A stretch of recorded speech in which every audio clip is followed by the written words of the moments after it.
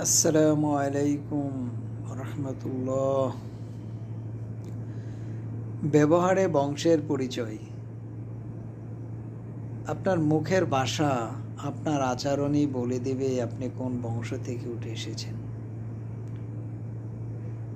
পৃথিবীতে অনেক মানুষ আছে, প্রতিটা মানুষের আচার ব্যবহার মুখের ভাষা ভিন্ন ভিন্ন।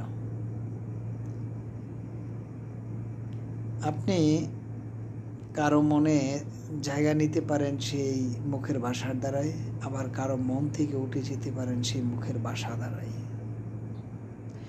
সেটা আপনার পারিবারিক জীবনে হোক, আপনার চাকরি জীবনে হোক, যে কোনো পরিস্থিতিতে শুধু একমাত্র আপনার মুখের কথার দ্বারাই মানুষের মনে আপনি বিশাল জায়গা করে নিতে পারেন, আবার মানুষের মন থেকে বিষাক্ত আকারে উঠে যেতে পারেন। সো কথা বলার সময়, মানুষের সাথে ব্যবহার করার সময় কথার মধ্যে মধুরতা থাকা উচিত,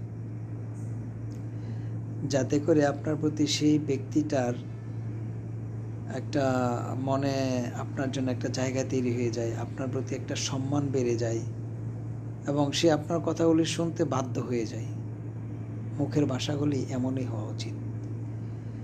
কিন্তু আমরা মাঝে মধ্যে এমন কিছু কাণ্ড করে ফেলি যেটা আসলেই উচিত নয়।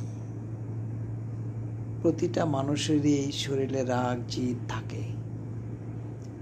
রক্তে গড়া মানুষ যে, তার রাগ থাকবেই। তো সেই রাগটাকে নিয়ন্ত্রণ কিন্তু সবাই করতে পারে না।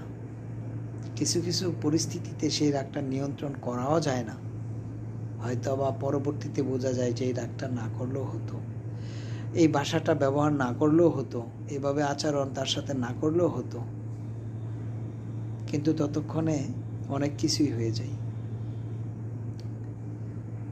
আপনি যত বড় মাপেরই মানুষ হন, যত বড় মানুষই হন না কেন, আপনি যদি কারো মনে জায়গা তৈরি করতে চান, আপনার প্রতি যদি মানুষের সম্মান বৃদ্ধি করতে চান, তাহলে অবশ্যই আপনার ব্যবহারটা সুন্দরতম হতে হবে। কারণ সুন্দর আচরণ যার, সুন্দর ব্যবহার যার, তার প্রতি প্রতিটা মানুষে আকৃষ্ট হবে।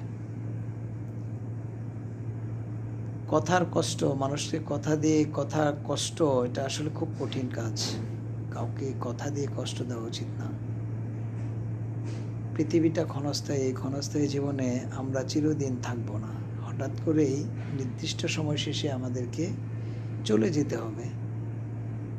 তো যে কতদিন সময় আমরা এই পৃথিবীতে পাবো, সেই সময়টুকু যদি আমাদের ব্যবহার ভালো না হয়, আমাদের কথার মধ্যে মাধুর্যতা না আসে, মধুরতা না আসে, সবসময় কঠোরতা অবলম্বন করি, তাহলে মৃত্যু পরে কিন্তু মানুষ মনেই রাখবে না,